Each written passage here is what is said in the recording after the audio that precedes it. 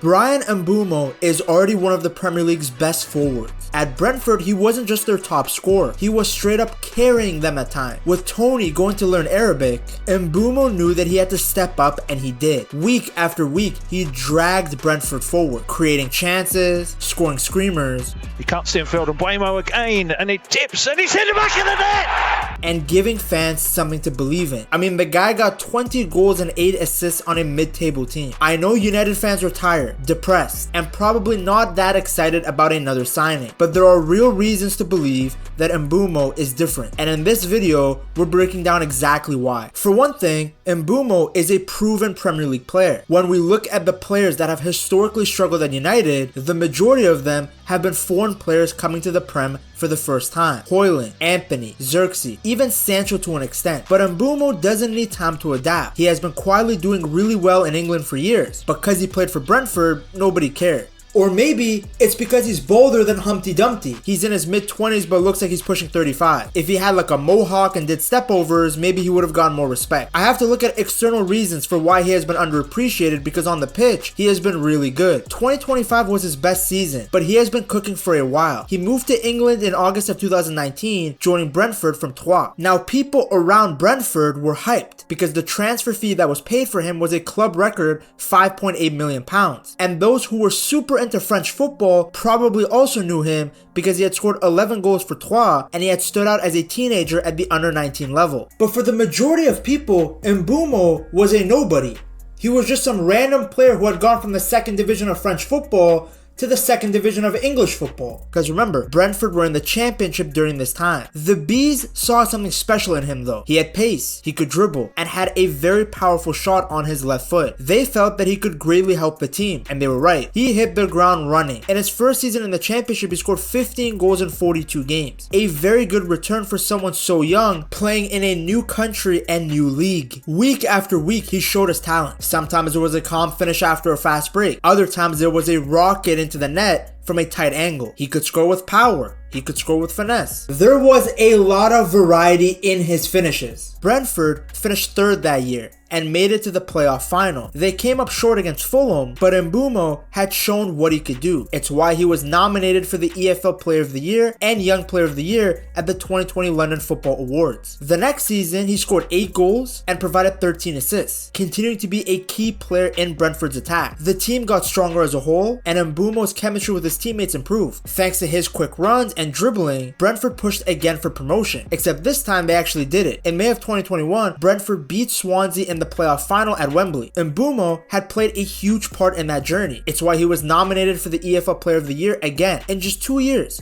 he had scored 23 goals across all competitions and helped take Brentford to the Premier League for the first time in over 70 years. For the fans, he was no longer just a young talent. He was a hero. And now, he was about to test himself on the biggest stage in English football, the Premier League. As usual though, he was ready for the challenge. And in his first season in the first division of English football, he hit the ground running. He played in 38 games in all competitions and scored 8 goals and provided 7 assists. Pretty solid numbers, especially for a player on a team that had just been promoted. But the numbers actually don't even tell the full story. Mbeumo also hit the post or crossbar 7 times that season, the most in the league. That's how close he came to scoring even more. Just a few inches here or there, and he could have had 15 goals. See, I told you guys an inch is big. It showed that he was always a threat, because he was always getting into the right positions, always testing the keeper. His manager, Thomas Frank, had even noticed the work that he was putting in. And it was true. Mbeumo wasn't just scoring goals. He was helping the team with his pace, pressing when they didn't have the ball, great runs in behind when they were in possession. Even though it was his first Premier League season, he looked like he belonged. In the 2022-2023 season,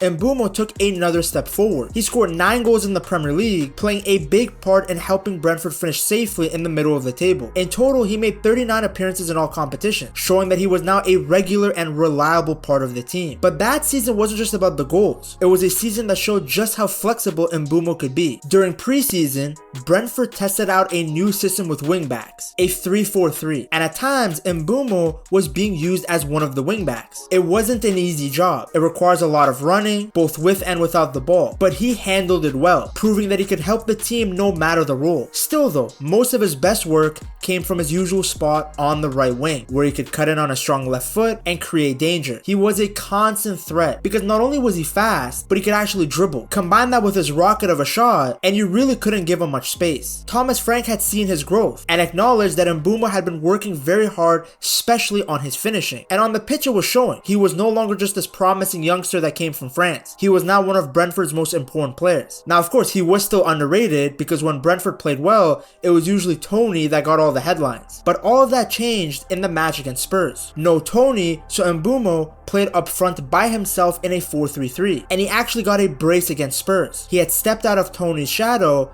and made a name for himself. And ever since that season, the Cameroonian forward only got better and better. In the 2024 season, he continued to play on the right wing in a front three, this time linking up with Wissa. And right from the beginning, he was on fire. He scored 5 goals just in the first few games of the Premier League. He was even nominated for the Premier League Player of the Month. Unfortunately though, his momentum got halted by an ankle injury in December of 2023. He had to have surgery and missed out on about 3 months of football. It was a tough period, but he didn't let it stop him, because even with that injury, he still managed to finish the season with 9 goals in just 27 games. Almost a goal every 3 matches. That's right, I can do quick math. And this is actually quite impressive when you realize that, again, he plays for Brentford. They're not a bad team, but they're not some sort of elite level team. There's not a ton of creators to make chances for him. So the fact that he had that kind of form, despite an injury, showed how reliable he had become. He was now a player who knew how to make an impact no matter the situation. In the 2025 season, we saw the damage that a fully fit version of him could do. 20 goals in the Premier League with 8 assists. Just a dominant season all around. Because again, keep in mind, Brentford finished 10th. They are a very good mid-table side that are always tough to play against, but they are not a team that are creating loads of chances. Look at how much Mbeumo contributed to his team's expected goals and expected assists. This means that whenever he was on the pitch, he increased the chance of a goal or assist for Brentford. It's a statistical way of showing his impact for those who haven't watched him play. Because when you look deeply at this chart, you have the top strikers in the top left. These are the guys that increase the likelihood of goals for you. Players like Haaland, Isak, Wood. Then on the bottom right, you have the midfielders who account for the bulk of their team's expected assists. Guys like Bruno Fernandes. Now look at where Mbeumo is. He's towards the top for both categories. That's how good he is. He gives you goals like a top end striker, but he also creates like an elite level attacking midfielder. Now look at the difference in between his expected goals and actual goal. What this means is that based on the chances that he found himself in, he should have only had 7 to 8 goals. Instead, he got like double that. It's why he was nominated for Player of the Month in 3 separate months. Now some of you might be looking at him outperforming his expected goals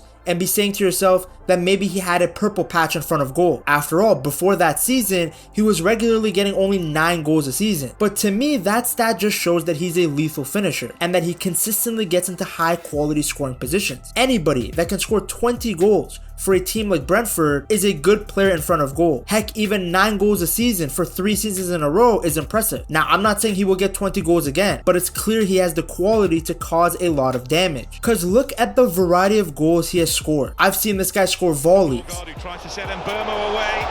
Mbeumo tried to pounce. Finesse shots. It's Mbeumo. Near post bangers. But Mbeumo goes on himself. I even saw him turn a cross into a goal against Ipswich. And it goes from Mbeumo.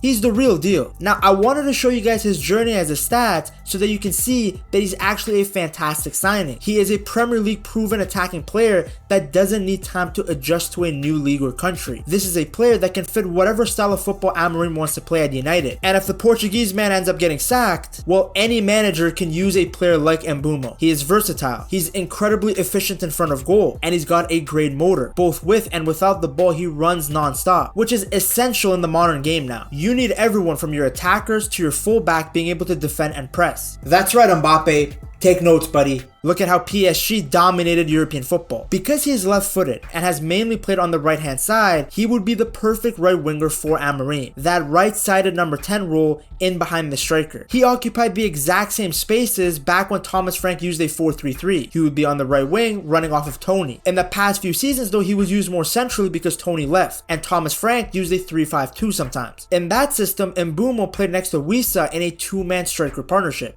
The best partnership in the Premier League. Oh, they are. Absolutely. And they're I laughing think already. it's- The pain No, is- I'm- But again, when you look at this graph, you can see that he's the most dangerous cutting in from the right hand side. That's where he got the bulk of his goals and assists. Although keep in mind, he can use his right foot just fine. In the 2025 season, Mbeumo showed that he could carry the ball forward really well, and he was punishing defenders in a variety of ways. Sometimes he would cut inside towards the goal, but he could also beat you going down the line. If he joins United, he will offer Amorim so many different attacking options. His versatility means that Amorim can play him out wide or even in more central areas. I mean, he can even play as a wingback if he has to. This flexibility gives Amorim more choices, more ways to punish teams. He can help the team attack in a variety of ways, so they don't have to rely on the same passages of play in the final third. A quick look at this graphic from The Athletic shows you just how many different ways Mbeumo destroys people on the right wing. He is a massive upgrade over guys like Garnacho, Mason Mount, or even Bruno when he's playing in that number 10 role. Seriously, going from watching Garnacho and Højlund in front of goal to Mbeumo,